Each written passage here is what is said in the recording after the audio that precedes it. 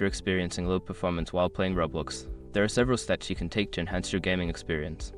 Follow these steps to optimize your settings and improve performance. Step 1. Adjust graphics settings. Lower the graphics quality in Roblox settings. Go to the in-game settings menu, find the graphics option, and set it to a lower level. This will reduce the strain on your device and help improve frame rates. Step 2. Close background applications. Make sure to close any unnecessary applications running in the background. This frees up system resources, allowing Roblox to run more smoothly.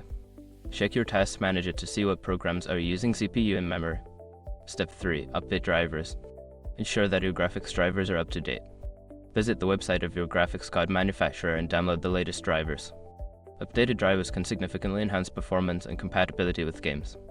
Step 4. Optimize power settings. Change your computer's power settings to high performance. This setting allows your computer to use more resources for gaming, which can lead to better performance in Roblox.